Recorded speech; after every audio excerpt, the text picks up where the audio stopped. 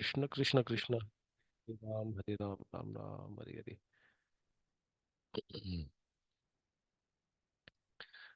तो हम लोग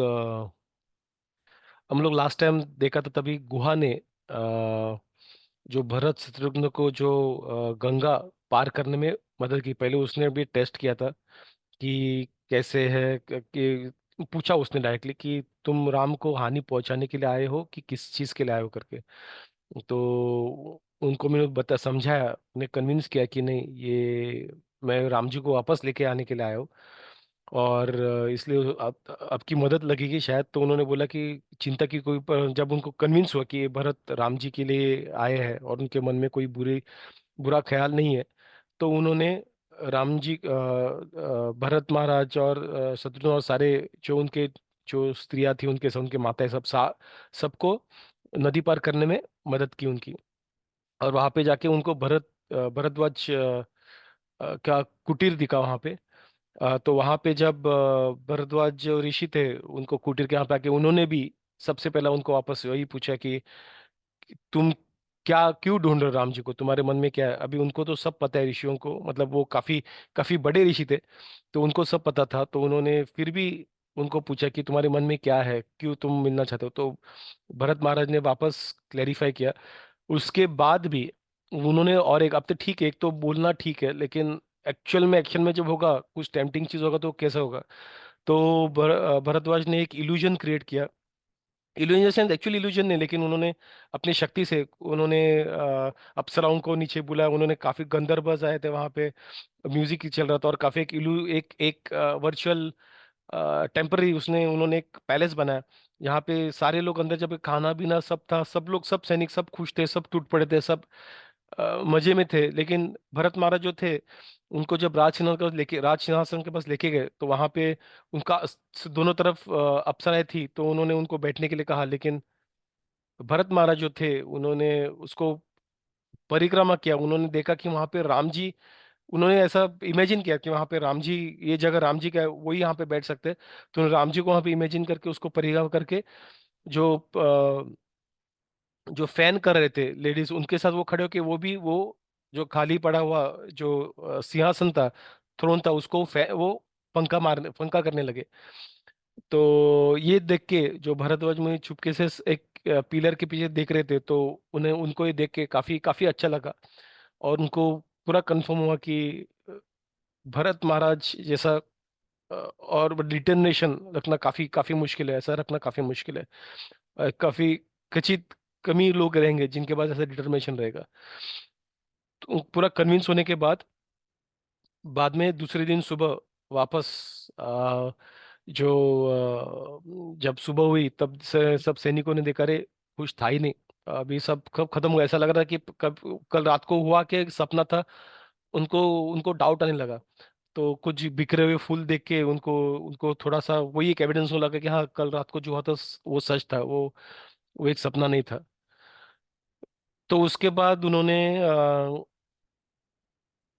अ, दूसरे दिन जब निकलते वक्त उन्होंने जो भरद्वाज ऋषि को उन्होंने थैंक यू कहा, उन्होंने ग्रेटिट्यूड फील किया। और कि सारे जो जो लोग थे उनके, वो थकावट भी उनकी कम हो गई है। और जो थके हुए थे, काफी टाइम से धूप में भी चल रहे थे, तो उनकी थकावट भी कम हो गई है। तो आपने जो हॉस्पिटल भी किया, तो उसके लिए धन्यवाद, ग्रेटिट्यूड फील किया।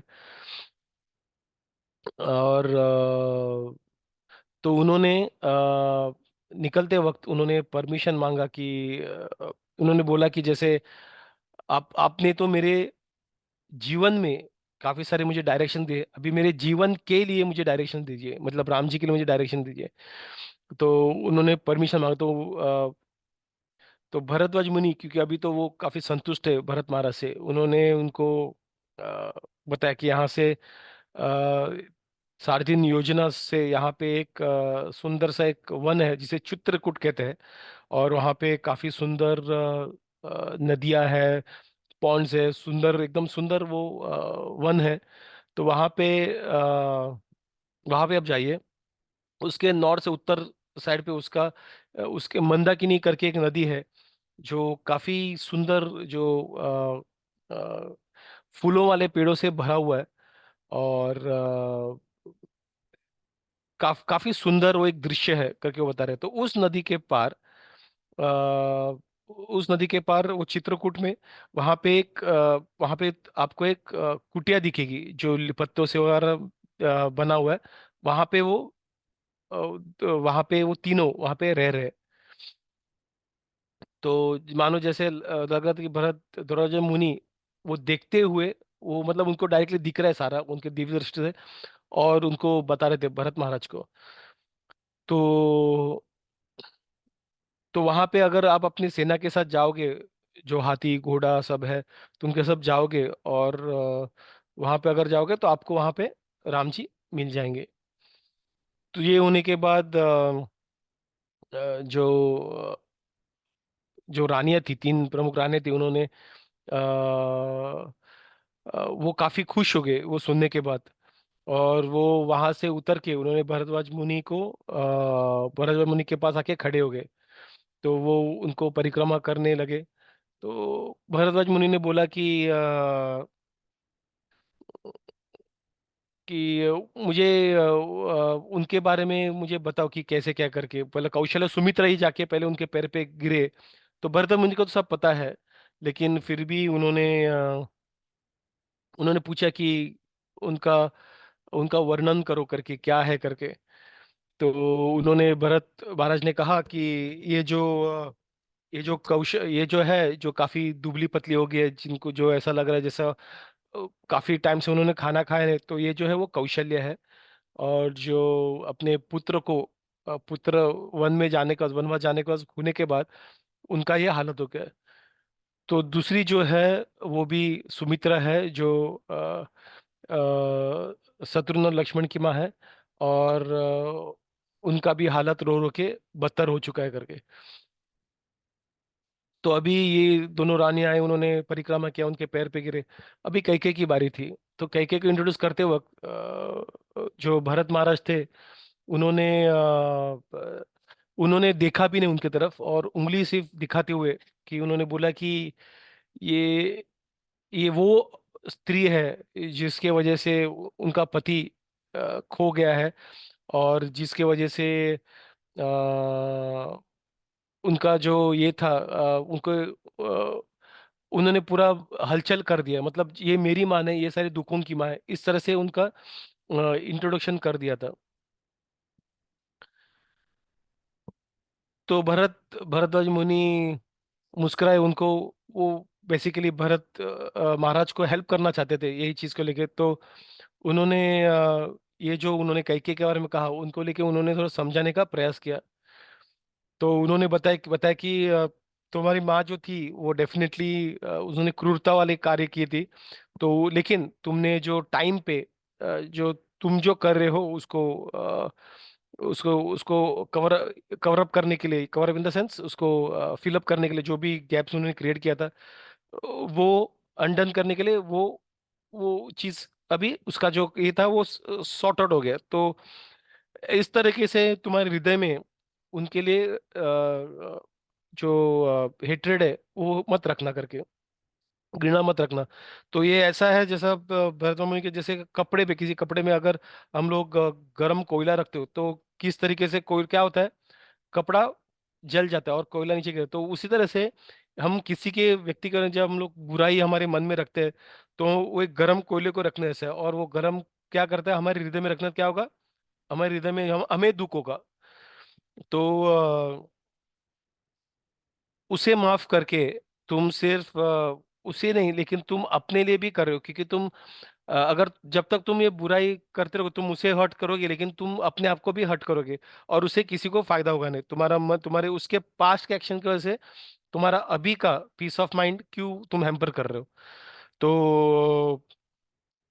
तो इस तरीके से भरत महाराज जो थे, सॉरी भरद्वाज मुनि थे, उन्होंने उनको समझाने का प्रयास किया। और ये जो फॉरगिवनेस है वो काफी एक स्ट्रॉन्ग वर्च्यू है। और ये किसी मतलब जो वीक हार्टेड है उनके लिए नहीं, उसके लिए काफी करेज लगता है, and that is a fact, right. कभी हमारे साथ कुछ बुरा होता है उस व्यक्ति को अगर माफ करना है, इट इज नॉट इजी, हम लोग नहीं कर पाएंगे। हम लोग कुछ ना कुछ वजह देंगे। ये व्यक्ति सही नहीं था, ये व्यक्ति ऐसा था, उसने इतने साथ मेरा बुरा किया। अगर दूसरा कोई होता तो उसे मार ही डालता, एटलीस्ट मैं मार नहीं रहा उसे। तो ऐसा हम लोग खुद को जस्टिफाई करेंगे। और उसके लिए जो घृणा थी, जो बुराई या उनके बुरा जो विचार है उस व्यक्ति के लिए, वो हमारे हृदय में हमेशा रहेगा। हम कभी माफ करने करेंगे नहीं, क्योंकि माफ करने के लिए हमें काफी करेज चाहिए। वो जो दुर्बल व्यक्ति रहता है, दुर्बल हृदय वाला व्यक्ति, तो उसके लिए नहीं है वो, काफी उसके लिए स्ट्रांग हार्ट चाहिए। फॉरगिवनेस इज ए वर्च्यू, इसलिए फॉरगिवनेस को एक वर्च्यू कहा जाता है, काफी काफी स्ट्रांग है। और उस वर्च्यू की वजह से, उस क्वालिटी की वजह से जो जो व्यक्ति है और स्ट्रांग बन जाता है हृदय से, और महान बन जाता है। तो और जो हेट्रेडनेस है, वो एक वीक इंसान को और वीक बना देता है। तो ऐसा forgiveness is one of the virtues, अगर ब्राह्मण में भी वो वर्च्यू है, that is what this is one of the virtues that makes a person ब्राह्मण, फॉरगिवनेस। तो फॉरगिवनेस के लिए उन्होंने उनको बताया। तो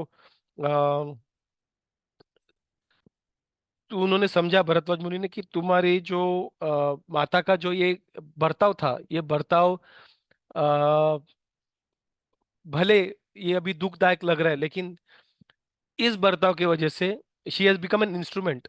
वो एक इंस्ट्रूमेंट बनी कि ये आगे जाके इस संसार के सुखद चीज के लिए ये कार्य हो गया। So she has become a निमित्त फॉर दैट। वो एक निमित्त बन गई उसके लिए, कि आगे जाके सारे जो जीव जंतुओं के खुशी के लिए, उनके वेल बीइंग के लिए वो एक निमित्त बन गया करके, जो राम जी को उन्होंने बैनिश किया वो।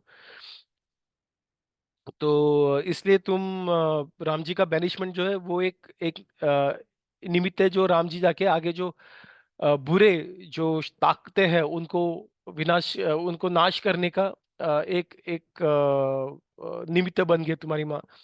तो इसलिए ये जो हेटेडनेस है अपने माँ के लिए, वो मत रखो। और अ, तो इसे बाहर उसे माफ कर दो करके। तो ये सुनने के बाद भरत महाराज जो थे, उन्होंने अपने अश्रुदेव पोंछ लिए, उन्होंने उनको दंडवत कर दिया। और उन्होंने अपनी माँ को उन्होंने आलिंगन कर दिया, उन्हें एम्ब्रेस कर दिया, और उन्हें माफ कर दिया। तो तो काफी समय से कैके तो ऑलरेडी उन्हें बुरा लग ही रहा था, कि काफी टाइम से उन्होंने जिस दिन पहले बार ही जब भरत महाराज ने उन्हें कैके को बुरा भला कह दिया था, और काफी बुरा भला कह दिया था, तभी उनके उनको लगा था मैंने मैंने बेटे के लिए बहुत बड़ा काम किया है करके। तो यूजुअली कभी अगर हम लोग तो हमारे बच्चों के लिए कुछ हम लोग गलत कार्य करते करके भी उनके भले के लिए करके करते हैं। But that is wrong thing. जैसे कि उसने कुछ क्लास में गलती कर दिया, तो हम लोग ठीक है यार मेरा ही बच्चा है, तो हम लोग डिफेंड करना स्टार्ट कर देते हैं। बट आगे जाके वो वापस बैकफायर हो जाता है। सो हमारा जो है, I mean we have to follow the righteous path, and we have to help them follow the righteous path. अगर वो गलती करता है, हमें उसे समझाना है, और ना कि उन्हें सपोर्ट करना है कि और गलत करो करके। तो कौशल्या ने जब कैके ने जब देखा कि अरे मैंने अपने पुत्र के लिए ये सब किया है लेकिन गलत किया था, तो भरत महाराज तो काफी काफी राइटियस थे, धार्मिक थे। तो उन्होंने उन्हें माँ को कोस दिया, सब किया, तब से उन्हें रियलाइज हुआ कि अरे मैंने कुछ गलत किया। एंड सिंस देन वो रिपेंट कर रही है, वो पश्चाताप की आग में जल रही है कि अरे मैंने गलत किया। मैं अपने पुत्र के लिए, वो पुत्र को काफी प्रेम करती थी, पुत्र भी क्या करो। और वो जो आग थी, अगन थी उनके हृदय में, अब जाके ठंड होगी। तो उन्हें काफी अच्छा लगा। उन्होंने भरत महाराज के पैर, भरद्वाज मुनि के पैर पड़े। और वहां से ये होने के बाद में भरत महाराज जो थे, उन्होंने भी भरद्वाज मुनि को उन्होंने परिक्रमा किया, और वहां से वो निकल पड़े। तो उन्होंने अपने सेना को आदेश दिया कि निकलने के प्रयास करो, और कौन सा कौन डायरेक्शन उन्होंने बताया। तो उस डायरेक्शन बाद में वो चले गए। तो काफी यहाँ पे रामायण बताया कैसे सारे सैनिक अपने डिपार्च के लिए घोड़ों को, उन्होंने चैरेट को लगाया, काफी कुछ उन्होंने किया। और वो डायरेक्शन में जो उन्होंने भरद्वाज मुनि ने कहा था, वो डायरेक्शन में चले गए। और सारे अपने अपने रानियां भी अपने अपने पालकियों में बैठ के काफी उत्सुक थे अभी राज, क्योंकि उन्हें पता चला था अभी थोड़ी देर में ही राम जी मिलने वाले हैं। तो काफी उनके जो खुशी थी और बढ़ रही थी। वो टाइम भी जो तो अगर जो भी टाइम रहेगा उनको लग रहा था बहुत समय जा रहा है करके। सिर्फ 5 मिनट भी अगर रहेगा, 10, उनको ऐसा लग रहा था कि अरे ये तो और एक दिन से भी ज्यादा समय जा रहा है, ऐसा लग रहा था। तो वहाँ पे जो काफी सारे सेना थी, काफी बड़ी टुकड़ी थी, वो जब जंगल में वन में जा रही थी, तो बड़े बड़े हाथियों के भी झुंड थे, वो भी यहाँ वहाँ, क्योंकि काफी बड़ा आवाज आ रहा था राइट उनके साथ, वो बहुत बड़ी सेना थी। तो काफी सारे जंगली जानवर भी सो सब सब डर के वहां से भागने लगे। तो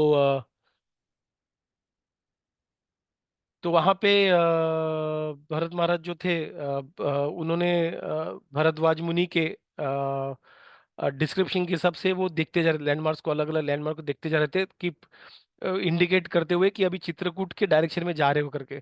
उन्होंने मंदाकिनी नदी को भी देखा और चित्रकूट के पहाड़ को भी देखा।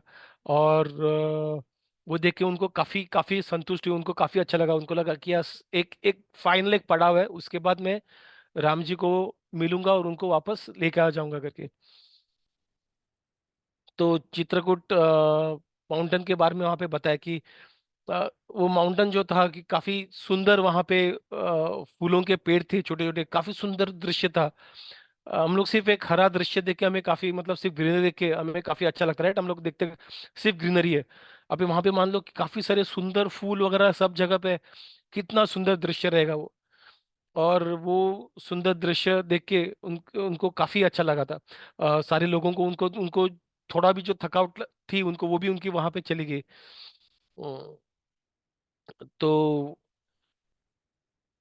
जो अब तक जो शांत जो चित्रकूट था, वहां पे सिर्फ पंछियों के आवाज आ रहे थे, और वहां पे जो जानवर के आवाज आते, एकदम शांत एकदम प्रॉपर था। वहां पे उनके जो आर्मी आ रहे थे, उस आर्मी की वजह से उनको वो उस गूंज से वो पूरा जंगल भर गया था।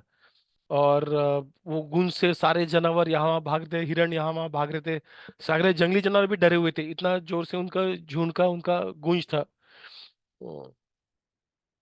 तो वहां पे जब जा रहे थे तो उससे धूल उड़ रही थी। और लेकिन वहां पे धूल उड़ने के लेकिन जो वहां पे जो अ, हल्का सा जो विंड था, उस विंड कर से रास्ता फिर भी क्लियर था। सब धूल साइड में जाते और रास्ता फिर भी क्लियर का, और आगे बढ़ते जा रहे थे। उन्होंने पिकॉक्स को देखा, वहां पे बाकी सारे पंछियों को देखा जो काफी सीनिक ब्यूटी कर रहे थे। तो उन्हें पता चला कि वो चित्रकूट पहुंच गए। तो उन्होंने अपने सैनिकों को राम जी के लिए ढूंढने के, राम जी और लक्ष्मण को ढूंढने के लिए यहाँ वहाँ ध्यान रखने के लिए कहा। तो जैसे जंगल जा रहे थे तो सारे सैनिक यहाँ वहाँ ध्यान दे रहे थे, कहीं भरत महाराज से मिस ना हो जाए। तो आप लोग भी यहाँ वहाँ देखो कि कहाँ पे कुछ कुटीर दिख रहा है, कुछ है क्या, भरत राम जी का कुछ साइन प्रतीक हो रहा है क्या करके। तो उसमें कुछ सैनिकों ने देखा कि दूर में एक थोड़ा दूर एक धुआं वहां पे आ रहा था। तो यूजुअली जो यहाँ पे कुछ कोई लोग रहते नहीं, ऐसे ऐसे जंगल में ये दृश्य प्रतीक करते कि वहां पे कोई मनुष्य रहे। तो पॉसिबिलिटी है कि शायद राम और लक्ष्मण वहां पे रहते रहेंगे। तो वो वापस भरत महाराज को सैनिक बताने के लिए चले गए। तो ये साइंस को ट्रस्ट करते हुए भरत महाराज ने उस डायरेक्शन में जाने का, कॉशियसली जाने का उन्होंने निर्णय लिया। तो उन्होंने उनके आर्मी को वहां पे हॉल्ट करवाया कि ताकि उनके जो जो से मतलब सारे आर्मी, कुछ आर्मी को वहां पे जो बेन टुकड़े, उनको उनको वहां पे हॉल्ट करवाया, ताकि बाकी लोगों को वहां पे जो आए थे उनकी सुरक्षा के लिए। और जो वहां पे राम और लक्ष्मण ने उन्होंने कुछ सेटअप किया रहेगा उसको डिस्टर्ब नहीं करने के लिए। तो इसे ये एक बेसिकली रेस्पॉन्सिबल लीडरशिप जैसे दिखाया प्रतीक होता है। तो उन्होंने वो सारी चीजों का ध्यान रख रहे हैं। जैसे वहां पे कुटीर में उन्होंने काफी कुछ अरेंजमेंट किया रहेगा अगल बगल में, अगर पूरी सेना जाएगी वो तहस महस हो जाएगा। और बाद में उनको ही वापस करा, और उनके पास कोई और लोग ने उनको सपोर्ट करने के लिए। तो ये सारी चीजें उन्होंने ध्यान में रखी। तो तो वहां पे आर्मी जो थी वहां पे वेट कर रही थी न्यूज के लिए कि अभी भरत महाराज जा रहे हैं, तो राम जी को लेके आएंगे करके। तो काफी उनमें काफी खुशहालता थी उनके सारी सारे लोगों के हृदय में, ये सोच के कि वो राम जी को वापस मिल लेंगे। तो अभी हम हमारा फोकस करते हैं चित्रकूट में, जहाँ पे राम जी वहां पे है। तो राम जी जो थे वहां पे, उन्होंने वो नैसर्गिक सुंदरता वहां पे वो एंजॉय कर रहे थे।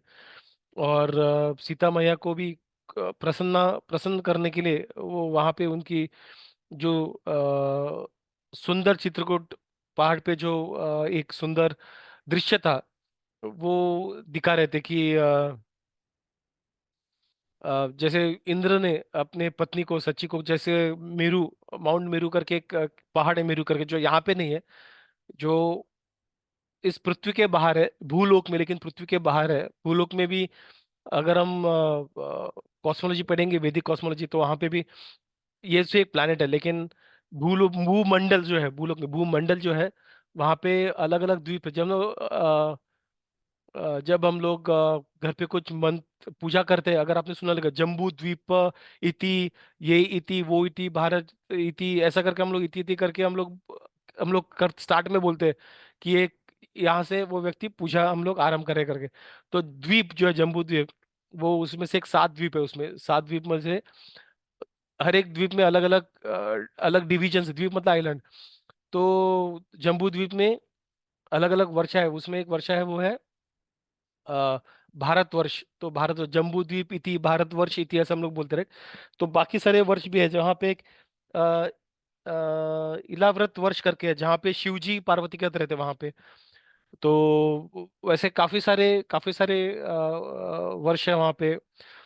तो जैसे वहां पे उस पूरे जम्बू द्वीप बीच में एक बहुत बड़ा माउंटेन, मेरू माउंटेन, मतलब हमारा जो हिमालय है उसके सामने कुछ नहीं है। तो काफी काफी काफी बड़ा है। एक छोटा सा एक बड़े बिल्डिंग के सामने स्टूल रखा जैसे है वो, छोटा सा एक चेयर रखा जैसे, इतना छोटा है वो।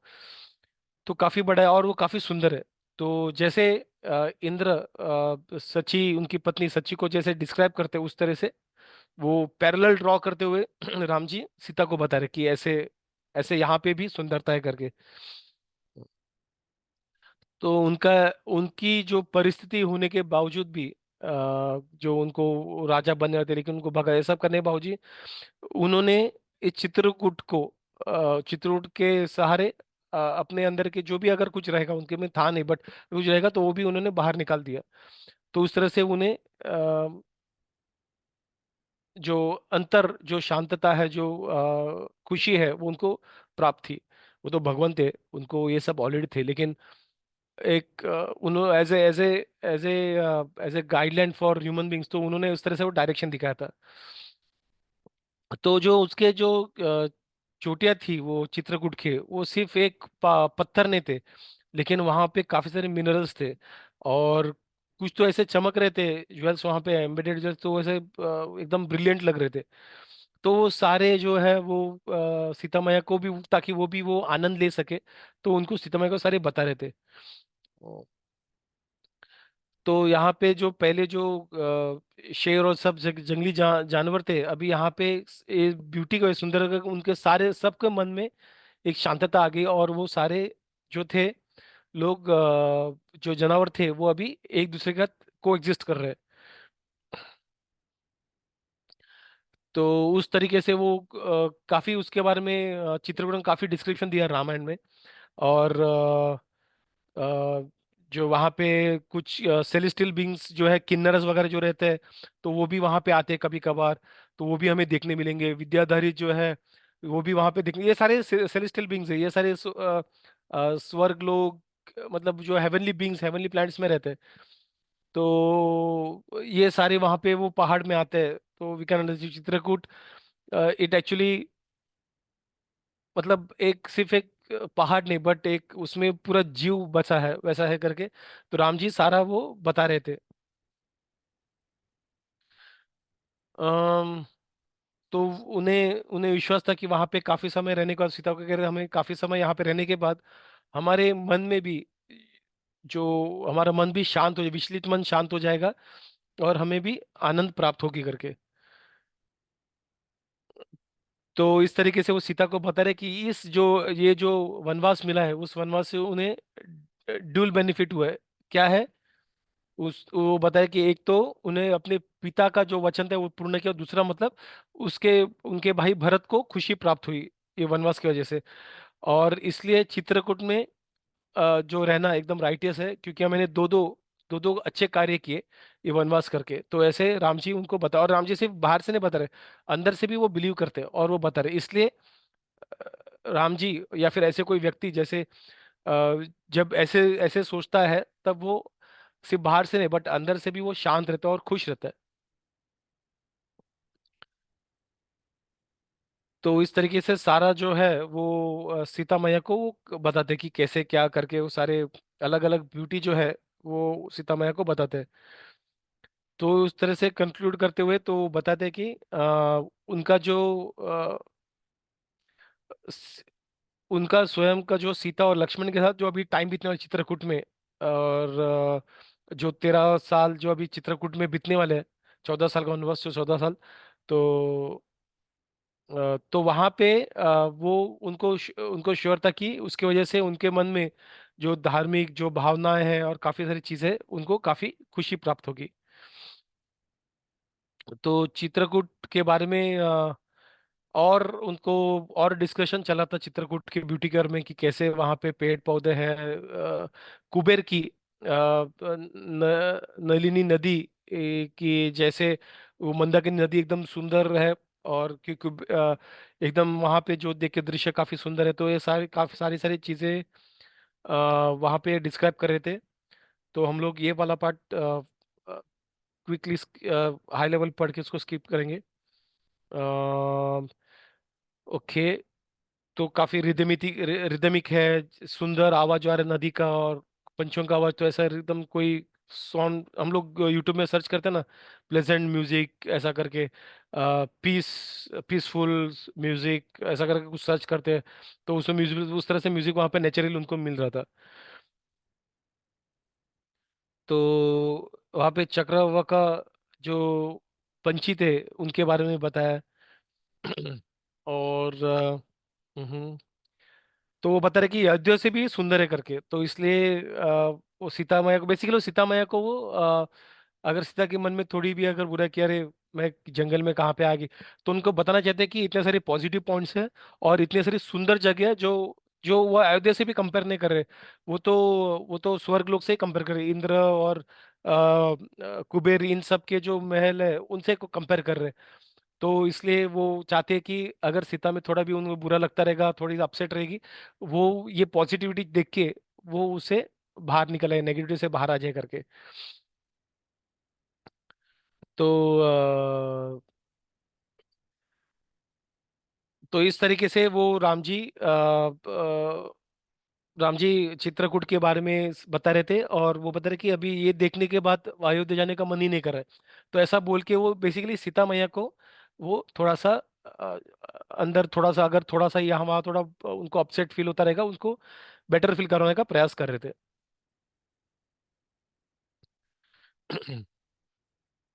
और उसके बाद ब्यूटी देख रहे थे।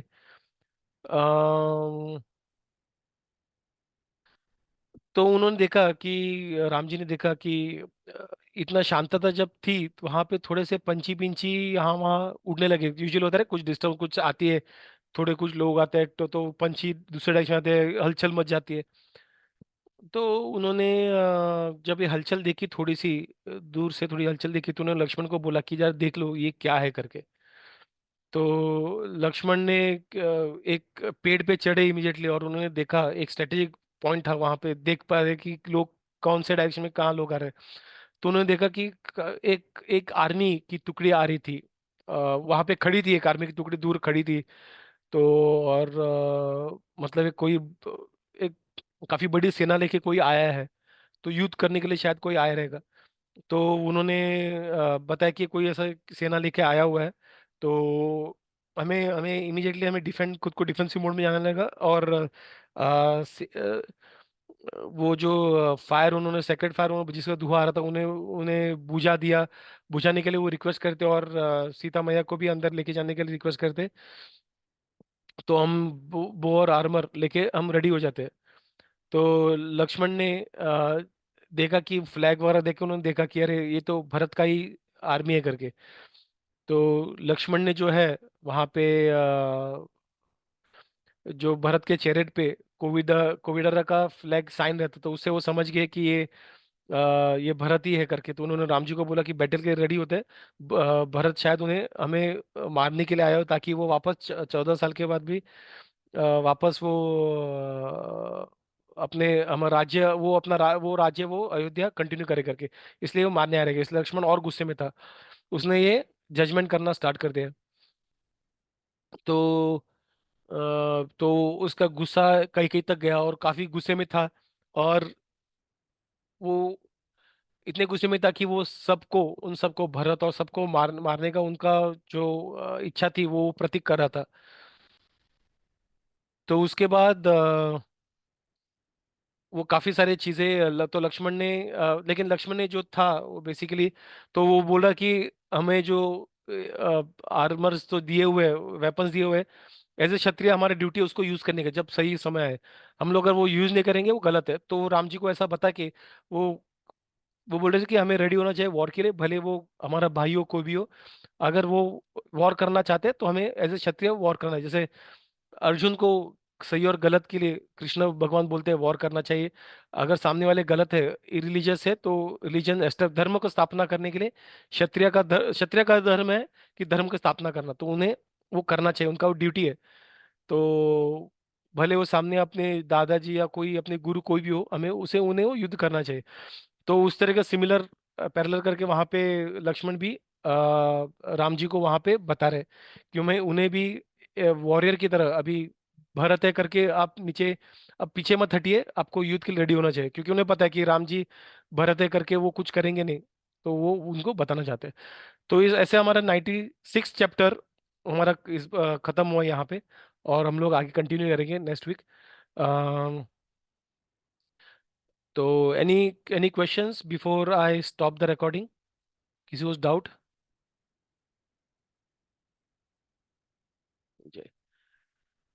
सो we will stop the recording here. Hare Krishna Krishna Krishna Hare Hare, Hare Ram Ram